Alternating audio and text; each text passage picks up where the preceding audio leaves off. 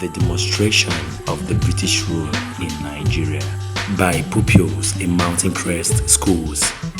After the Berlin Conference, which lasted for about 3 months from November 15, 1884 to February 26, 1885 in Germany, the future of Africa was discussed by the representatives of Great Britain, France, Germany, Portugal, and the King Leopold II of Belgium. The Queen of England, Elizabeth Alexandra Mary, addresses the British soldiers to take over a territory now called Nigeria as an extension of the British territory. Before the arrival of the British soldiers, there was a peaceful coexistence amongst indigenous peoples of different ethnic groups, kingdoms, and empires, though not without their unique conflict and disagreement. The information about the arrival of the British soldiers was disseminated across the kingdoms. Then, kings of different tribes and kingdoms addressed their people. Different kingdoms prepared to confront the British soldiers with their local warriors. In the east, the Ekumegu movement was the name of the Igbo army which fought the British soldiers for 31 years. In the same vein, the Edo warriors confronted the British delegation of soldiers led by General James Phillips for refusing to honor the request of Oba Ovierenwen to postpone their visit to the Benin Kingdom. On January 12, 1897, the British soldiers were ambushed and killed by the Edo warriors. In response to the killing of the men, the British government assembled a large British military force to invade and conquer the British Kingdom.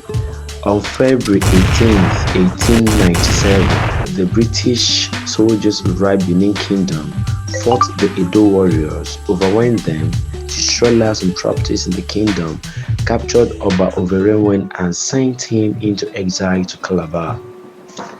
In the west, there was a 16-year-long civil war between the sub-ethnic kingdoms of Yoruba people, specifically between Western Yoruba, that is the Ibadan and Oyo-speaking Yorubas, and Eastern Yorubas, who were the Ekiti people, Ijesha, Ijebu people, and others.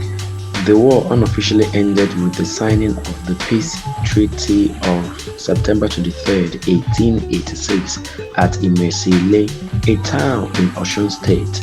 This granted independence to the Ekiti Union.